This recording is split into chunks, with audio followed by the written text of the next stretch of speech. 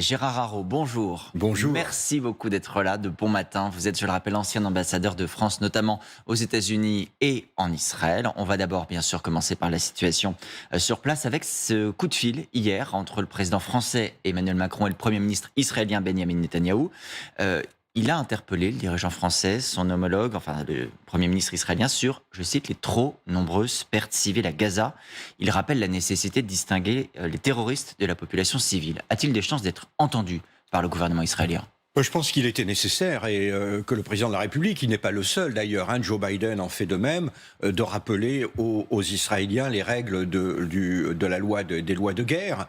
Mais je ne suis pas sûr qu'il soit vraiment entendu à l'heure actuelle, car les Israéliens ne s'arrêteront qu'ils considéreront qu'ils auront atteint leurs objectifs stratégiques et ils n'y sont pas encore. Mais il faut faire monter la pression et peu à peu elle monte afin que les Israéliens prennent cette décision le plus vite possible. Il y a aussi toutes les interpellations sur la question de la trêve humanitaire, des pauses humanitaires.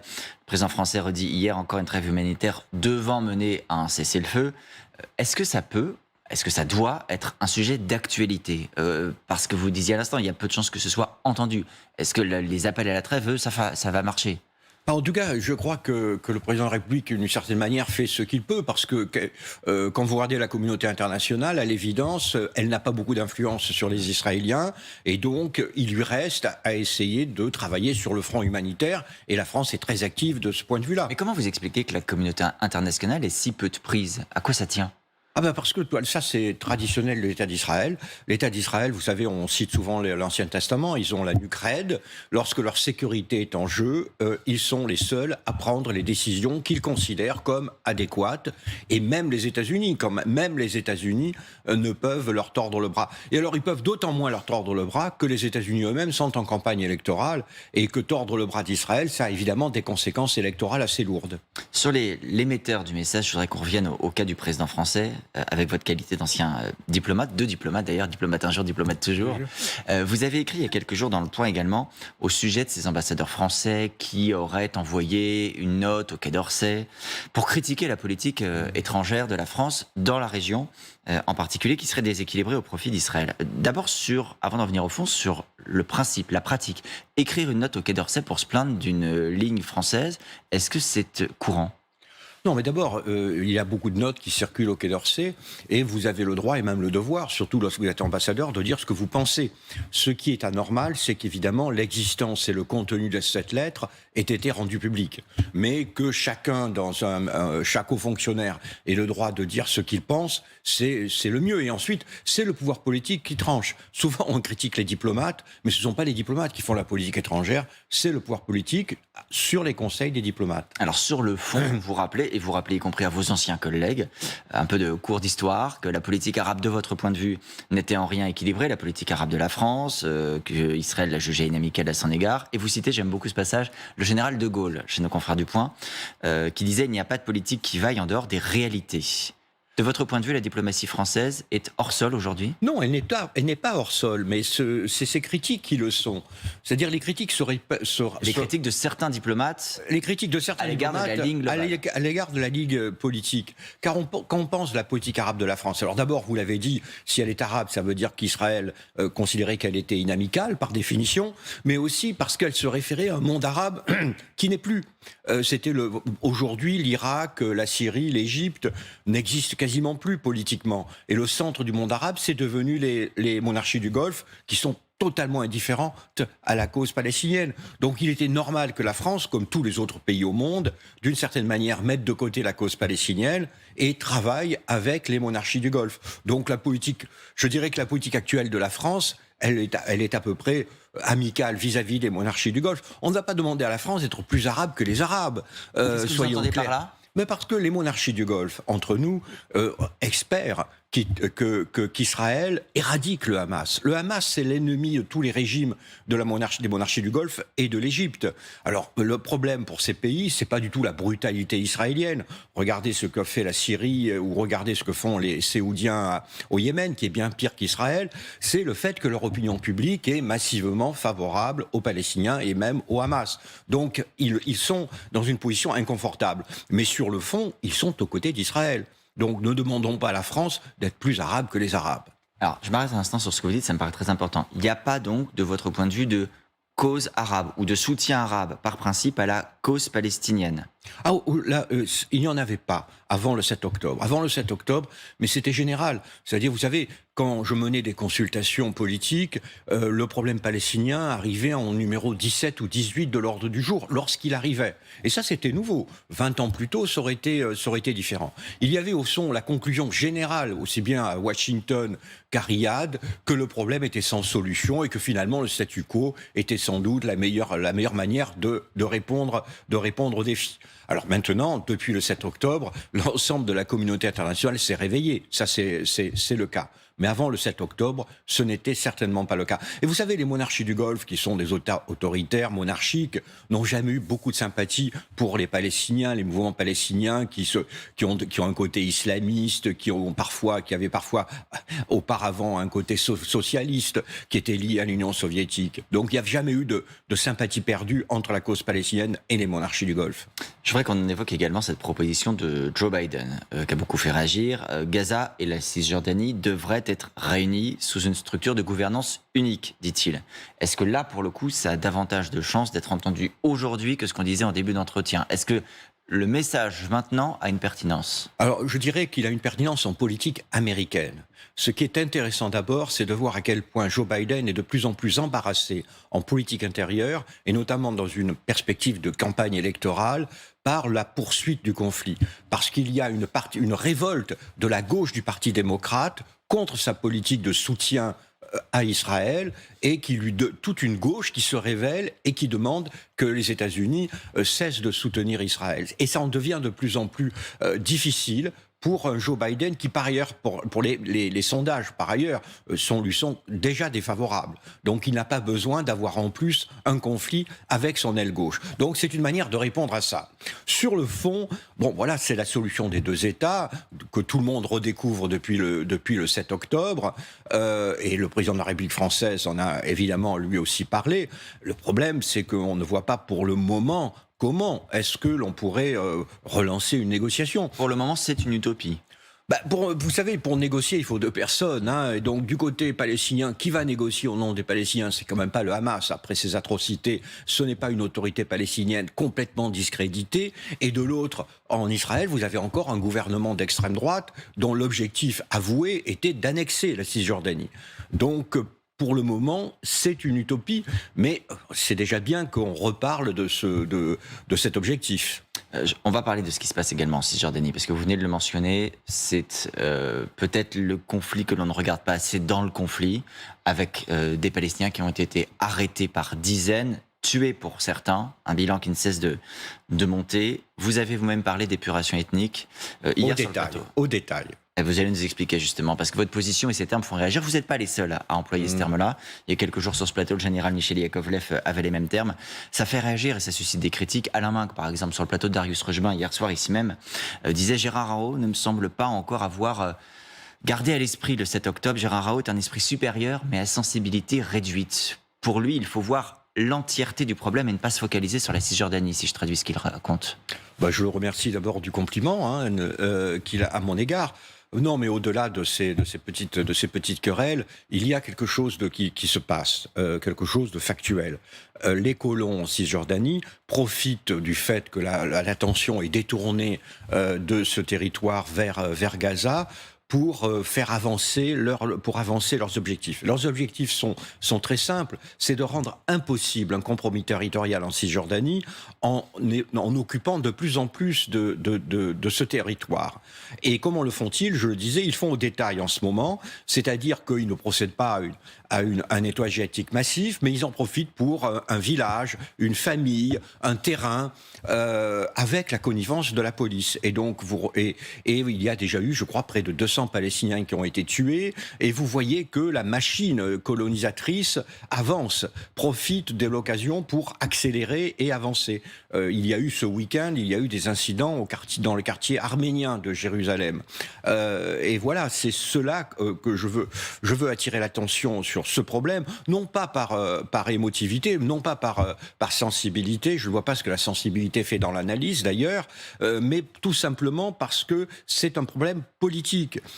Si vous pensez à la solution des deux États, vous savez qu'il faudra rapatrier les colons de Cisjordanie. Donc plus il y a de colons, plus ce sera difficile. Et c'est ce qu'espèrent les colons, qu'aucun gouvernement israélien ne soit capable de les rapatrier si par extraordinaire on crée un État palestinien. Mais quand vous dites épuration ethnique, au détail, est-ce que vous êtes convaincu qu'il y a là un projet organisé, y compris avec le soutien du gouvernement israélien, ou qu'il s'agit d'initiatives individuelles malheureuses, condamnables et d'ailleurs criminelles, mais qui ne sont qu'à l'échelle individuelle? Ah mais non, c'est très clair, il n'y a même pas d'ambiguïté là-dessus. Vous avez le ministre de la Sécurité nationale, qui s'appelle M. Ben Gvir, qui n'est pas d'extrême droite, qui est d'ultra-droite, et qui dit publiquement que son objectif, c'est d'expulser les Palestiniens de Cisjordanie, et qui distribue en ce moment, des armes aux colons. Non, la colonisation a toujours été une entreprise soutenue par l'État israélien. Vous savez, moi j'avais dans une des colonies, j'avais un chauffeur de l'ambassade qui y habitait parce que, disait-il, il avait obtenu des prêts à taux zéro pour pouvoir acheter, pour s'y installer. Il n'y était pas allé par idéologie, mais tout simplement parce que c'était à 20 km de l'ambassade. Tout ceci est très petit, à 20 km de l'ambassade, et il avait pu avoir un bel appartement pas cher. Il y a quand même une question qui va se poser. Peut-on y mettre fin? Est-ce que quelqu'un, vous disiez tout à l'heure, la communauté internationale a du mal à se faire entendre d'Israël? Ça veut dire que nous sommes là aussi impuissants à entraver ce mouvement. Vous savez, la question de la Cisjordanie est une question très, très délicate. Par exemple, au fond, l'autorité palestinienne ne fonctionne que grâce aux crédits européens. Parce que c'est l'Union européenne qui subventionne en grande partie le fonctionnement de l'autorité palestinienne. Alors d'un côté, vous pouvez dire, c'est bien, mais de l'autre côté, ça veut dire que nous finançons l'occupation. C'est parce que si nous ne financions pas l'occupation, il faudrait que ce soit les Israéliens qui payent. Donc, politiquement, est-ce que nous avons raison de continuer? Joe Biden a annoncé qu'il allait sanctionner les dirigeants des colons qui commettent les violences. Pourquoi l'Europe n'en ferait-elle pas autant? Mais sur cette question, de toute façon, hélas, les Européens sont profondément divisés. Quand j'étais ambassadeur, je m'en rendais compte. Il y avait un certain nombre d'ambassadeurs, notamment ceux de Pologne, de République tchèque, de Hongrie, qui étaient plus israéliens que les Israéliens, qui étaient à la droite du Likoud. Donc c'est très difficile d'avoir une position européenne. Et c'est dommage, parce que ce seraient les valeurs européennes à défendre, mais aussi l'avenir du processus de paix. Est-ce que ces pays que vous venez de citer ne peuvent pas, pour certains d'entre eux, être conduits à bouger en raison de l'évolution des opinions publiques intérieures, ou d'une partie des opinions publiques? Je pense aux États-Unis. Tout à l'heure, vous parliez aussi, il y a l'agitation dans les facs américaines, notamment, avec des mouvements de plus en plus anti-Israël. Il y a eu des manifestations à Londres, alors c'est en Europe, mais pas dans l'Union européenne, à Berlin, notamment. Est-ce que tout cela est à mettre en relation? Est-ce qu'il y a, pour le dire autrement, une baisse du soutien à Israël qui se prépare? Oh, elle ne se prépare pas, elle a déjà eu lieu. D'une certaine manière, la crise de Gaza est un peu un révélateur. Vous aviez déjà dans les universités anglo-saxonnes un mouvement pour le boycott d'Israël. Donc il y a un changement vis-à-vis d'Israël, aussi parce qu'Israël a changé. C'est-à-dire que, par exemple, la communauté juive américaine vote aux 2/3 pour les démocrates. Et elle n'éprouve aucune sympathie pour un gouvernement d'extrême droite, qui est le gouvernement de Benjamin Netanyahou. Donc l'éloignement, disons, d'un certain nombre d'une certaine gauche progressiste américaine et européenne envers Israël avait déjà commencé et va s'accélérer.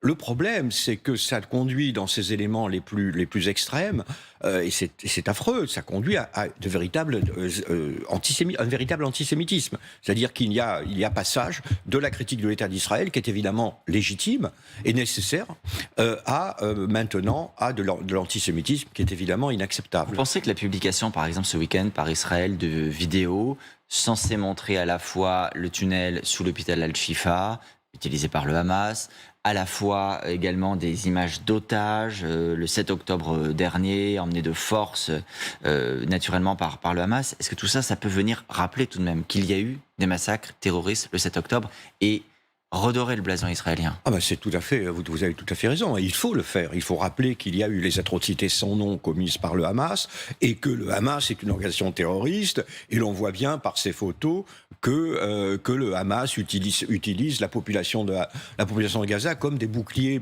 humains. C'est tout à fait évident. C'est un conflit de passion. Je ne connais pas d'autres guerres qui suscitent autant de passion. Il faut essayer, c'est ce que j'essaye de faire. Il faut essayer de garder de garder une ligne médiane pour essayer de sortir de cet affrontement vers, je dirais, par le haut. Mais évidemment que vous avez d'un côté un groupe terroriste, de l'autre Israël a le droit de se défendre, mais il doit le faire évidemment en respectant les lois humanitaires. Mais en Cisjordanie, nous ne sommes pas là. Le cas de la Cisjordanie est un cas différent de l'affaire de Gaza.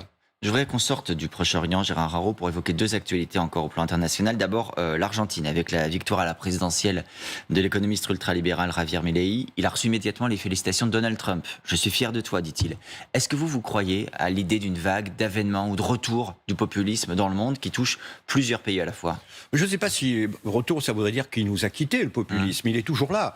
Vous avez, dans toutes les démocraties occidentales, vous avez 30-35% de la population qui, d'une certaine manière, se rebelle contre le système, se rebelle contre la démocratie libérale, considère que la démocratie libérale ne leur apporte pas ce qu'ils attendaient. Et donc, ils sont prêts à renverser la table, une table à laquelle ils pensent ne plus avoir accès, et ils sont prêts à toutes les aventures. Et on l'a vu avec Bolsonaro au Brésil, avec Trump évidemment, maintenant on le voit en Argentine, mais on l'a vu aussi avec le Brexit, en Grande-Bretagne ou en Italie. Oui, le populisme est toujours là, et c'est toujours la même question, c'est-à-dire la question posée à la démocratie libérale, êtes-vous capable de répondre à nos angoisses ?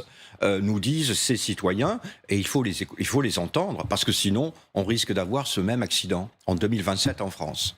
Ça, c'est l'avertissement de Gérard Araud. La situation dramatique également en Europe, bien sûr, c'est l'Ukraine, avec une bonne nouvelle revendiquée par les Ukrainiens, une avancée de 3 à 8 km près du fleuve Dniepr. Bon, ce serait la plus grosse poussée ukrainienne face aux Russes depuis plusieurs mois, si ça se confirme bien. Et dans le même temps, Volodymyr Zelensky qui dit publiquement que la Russie augmentera ses frappes cet hiver pour viser le système énergétique ukrainien et qu'il faut s'y préparer. Vous dites, et vous avez écrit d'ailleurs dans Le Point, le temps joue en faveur de la Russie de Vladimir Poutine. Pourquoi ? Vous savez, moi je le dis depuis le début, je crois qu'il y a des lois en politique étrangère qui sont rarement démenties. Et la loi, une des lois, c'est la masse l'emporte sur le courage. Vous avez une Russie, 140 millions d'habitants, la deuxième industrie d'armement au monde, des ressources financières très importantes, et vous avez un pays dont le PIB était 9 fois inférieur au PIB russe et dont le budget de la défense était 10 fois inférieur au budget de la défense et une population de 40 millions d'habitants. La disproportion des forces est absolument gigantesque.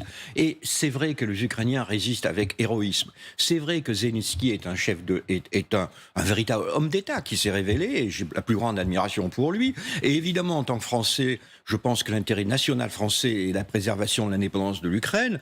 Mais quand même, soyons clairs, l'équilibre est quand même en faveur de la Russie. Alors, pour le moment, les Ukrainiens ont su résister grâce au soutien massif financier et économique de l'Union européenne, militaire des États-Unis. Mais regardez, les États-Unis, on ne sait même pas si Joe Biden va pouvoir faire voter par le Congrès un nouveau paquet d'aide. À cause des Républicains. À cause des Républicains. Et puis, vous avez en novembre 2024... la possibilité d'une élection de Trump. Si Trump est élu, il dit « je résoudrai le problème en 24 heures », il dit qu'il admire Poutine, c'est le jackpot pour la Russie. La guerre est gagnée par la Russie, c'est vraiment... Et donc, si j'étais russe, si j'étais Poutine, évidemment, je ne négocierais pas aujourd'hui et j'attendrai le mois de novembre 2024 avec le champagne au frais. Ça, c'est la première chose. Et du côté européen, vous savez, Madame Meloni a été piégée au téléphone et donc, elle a répondu en réalité sans le savoir à des journalistes. Par un canular, oui. Et qu'est-ce qu'elle a dit, la première ministre italienne ? Elle a dit, bah oui, il y a une lassitude générale en Europe parmi mes homologues vis-à-vis de cette guerre. Vous pensez qu'elle dit vrai ? Oui, je pense qu'elle dit vrai. L'inflation, tout ça pèse sur les pays européens. Il y a des pays évidemment enthousiastes parce que ils sont sur la frontière et donc ils se sentent menacés par la Russie, les pays d'Europe de l'Est et les Scandinaves. Mais est-ce que vous pensez qu'à Madrid ou à Lisbonne, on ait le même enthousiasme ? Il est permis d'en douter. Donc voilà, vous avez une Russie puissante et qui a les moyens. Vous avez une Ukraine courageux, mais qui est surclassé dans tous les domaines par l'ennemi qui l'a envahi. Et vous avez un soutien à l'Ukraine qui devient de plus en plus problématique, en particulier du côté américain. Avec donc des perspectives qui sont quand même plutôt sombres. On va espérer que le temps tourne favorablement pour les Ukrainiens malgré tout. Merci beaucoup Gérard d'être venu nous faire part de votre analyse ce matin. Je rappelle, auteur de Nous étions seuls, une histoire diplomatique de la France aux éditions Talendier.